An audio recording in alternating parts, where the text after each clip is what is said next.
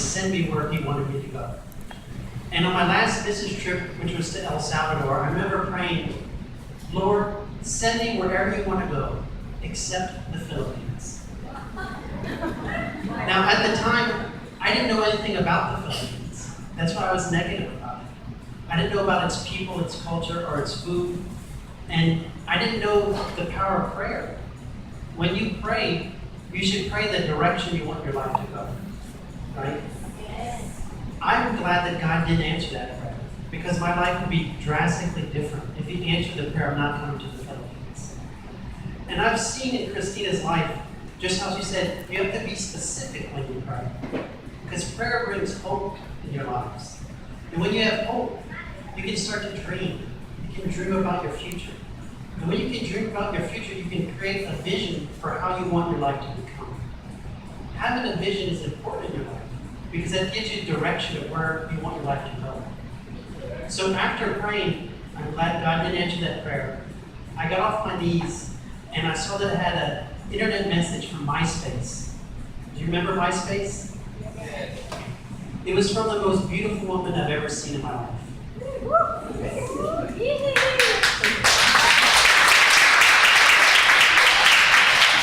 She was so beautiful that I thought, this has to be a scam email.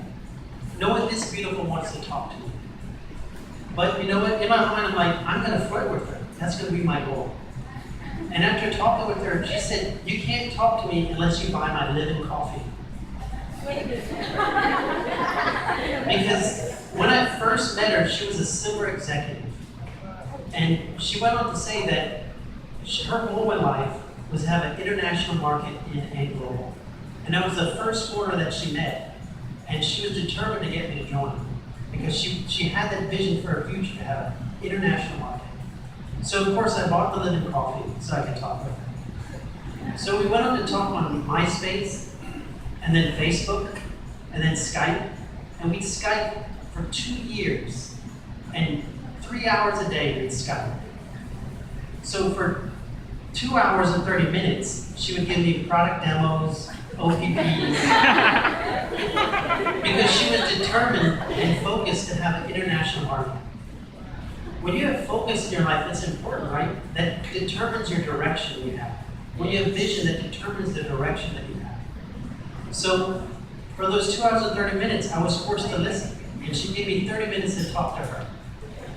But I saw in her voice that she had a passion for her life. She had a direction for her life. I didn't have that type of direction in my life. And that attracted me to her. She wanted to tell me about how she would sell corn on the side of the road, and how she lived in extreme poverty.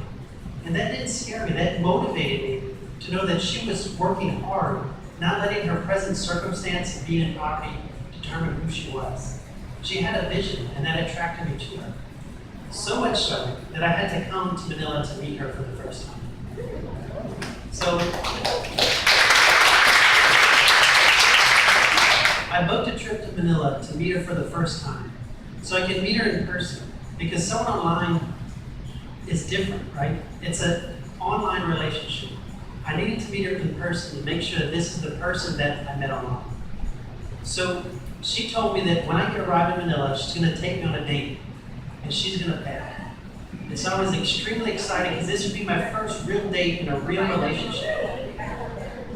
So when I arrived, we get into the taxi, and we're driving to Manila, and I'm thinking, how do I start a conversation with her? How do I start a conversation with someone I've known for 2 years? I didn't know what to do. So when the taxi took a sharp turn on the Skyway, it made me slide over on the seat, and our elbows touched. And I felt electricity all through my body. So for the remainder of the trip, we kept touching elbows, because I liked the way it felt. And we slowly began to talk. And I was saying, where are you taking me on this date? She said, just wait till we get there.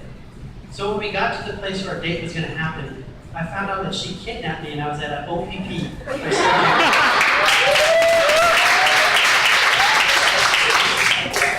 Remember about her vision to have an international market. She wasn't going to let anything stop her.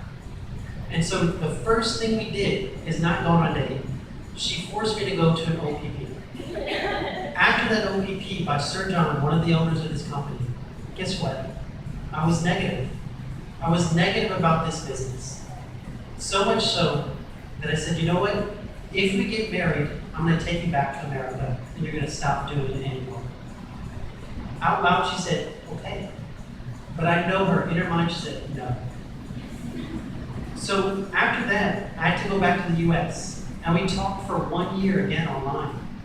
And each month, I would say, how much are you earning this month? And she'd say, 50,000. And I thought, okay. The next month I'd ask her, she'd say, 100,000.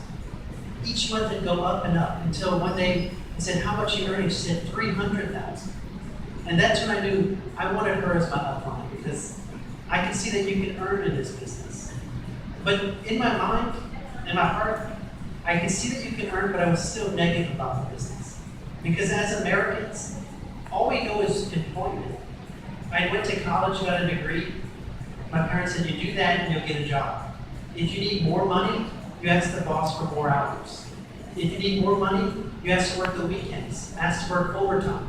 That's all we knew. That made sense, and we were okay with that. But she was telling me a different way, a way you could work easier, not as hard. Terms like leveraging and things that I never heard of. It's where I first learned the term 1 left plus 1 right equals 1 5.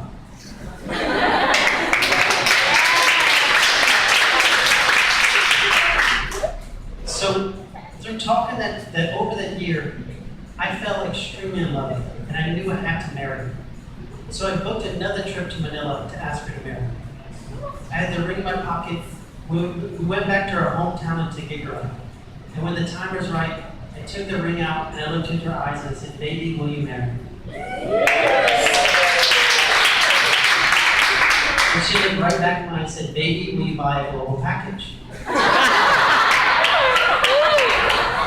Again, remember her vision for her future. She wanted to have an international market. I was giving her a chance to marry an American who she prayed for. But she knew in her heart that she wanted to have her own business and have a business partner that was an American or any nationality. I was just the only one at the time that she knew. So of course I bought that global package. And to show her my sincerity, I bought 7 packages, 7 heads. Yes.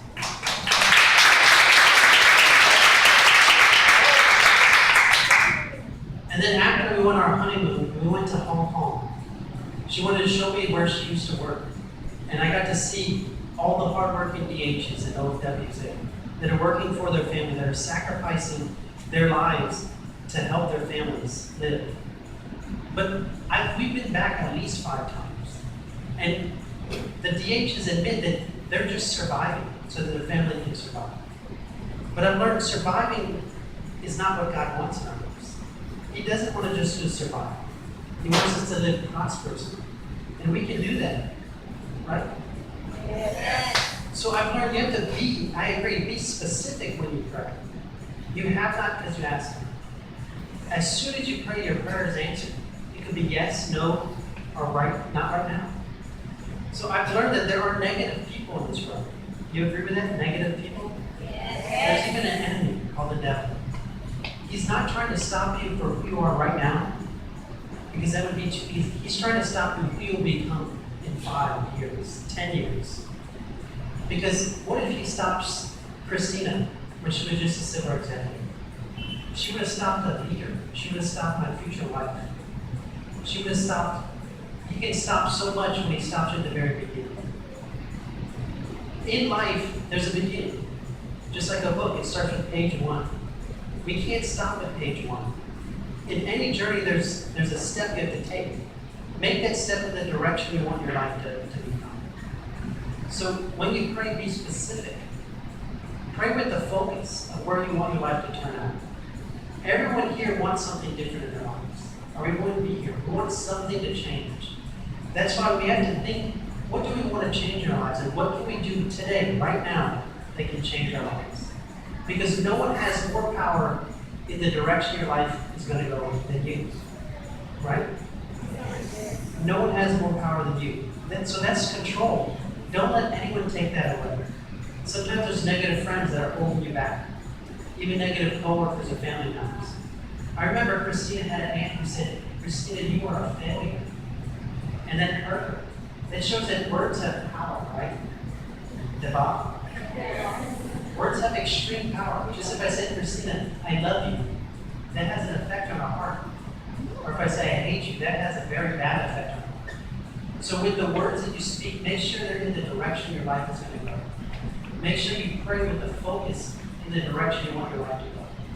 And that way you take control of the change you want to see in your life. So you're ready to hear about how Cristina succeeded in this business? She's going to teach you some points on how to focus your life.